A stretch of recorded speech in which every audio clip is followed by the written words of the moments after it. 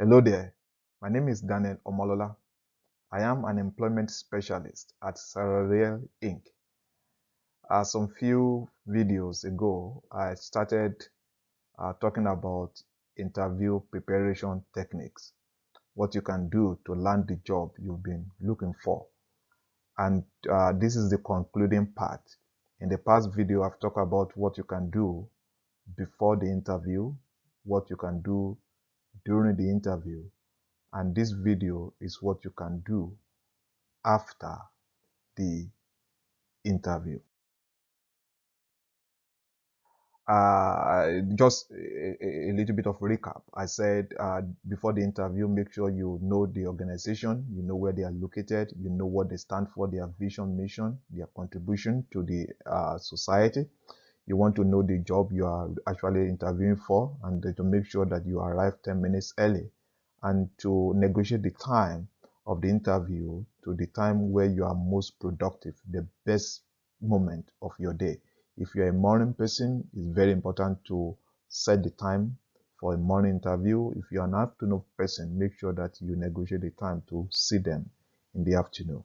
I will talk about the fact that it's panel interview right now, where you have two or more, three or more people in the room, and then to ask answered questions accurately using skill set. Like you can use when they say tell me about yourself, you can use C, that is your skill, your experience, and your education.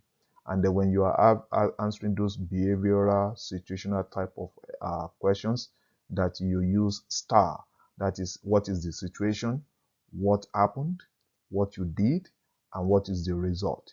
Always make sure that you keep your result positive. Let the outcome always show positivity. Don't what you did, how it ended well. Just the good side of you. And I talk about the fact that you need to be relaxed and you need to maintain eye contact during the interview. Now, after the interview, there are some things that you can do. Number one, and this is every different people have different take on this. Some people will say send them a thank you note, email or phone. Some people just say don't worry. It's very, very important to make sure that you do what you think is appropriate, depending on the atmosphere in the room. If you think you need to send them a note or an email or phone just as a follow-up thank you, that you can do that. It's your decision. Then you have to wait. There's nothing you can do. You have to wait. And that's why it's very, very important during the interview, you ask them, when will I be hearing back from you? Either way, you want to make sure that you're not just waiting and waiting in vain. You want to have some clue as to how long you can wait. Uh, Again, don't stop applying. You've done the interview. I will encourage you to keep applying. Keep applying to different jobs. You never can tell. You can't do too much by applying. In this slide, I'd like to talk about handling the outcome. There are two outcomes for any job interview. It's either you get a yes, that you got the job, or a no, that you have to keep on trying. If the answer is yes, you want to know when you can come in and sign the papers, what you should bring along. Some people want you to bring your bank information. They want you to bring, I would say, they want you to bring criminal record check, child abuse, adult abuse check. Some people will want you to bring first aid, whatever, uh, you know, papers that are relevant for the job. They want uh, they want you to bring it. So negotiate the time and the date of where you can submit it. The earlier you do that, the better they will start the processing. You want to know when you can start the job. Most of the time is 2 weeks. Some people 3 weeks, and some people want you to start right away. So if you have a job before, you want to consider that you don't just want to quit your job just like that. You don't want to burn any bridges. So you want to actually give them enough time. 2 weeks notice is best. So you want to negotiate that into the new job.